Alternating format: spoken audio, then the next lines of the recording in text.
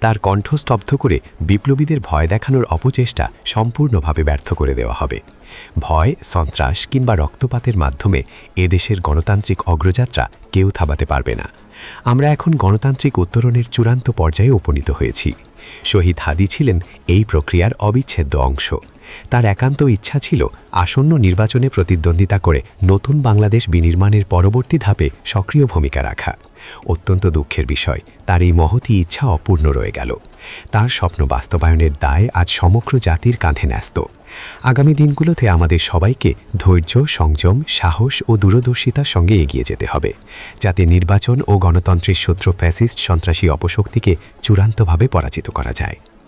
তিনি বলেন, এই শোকের মুহূর্তে আসুন আমরা শহীদ শরীফ ওসমান হাদির আদর্শ ও ত্যাগকে শক্তিতে পরিণত করি, ধৈর্য ধারণ করি, অপপ্রচার ও গুজবে কান না দিই এবং যে কোনো হঠকারী সিদ্ধান্ত থেকে বিরত থাকি।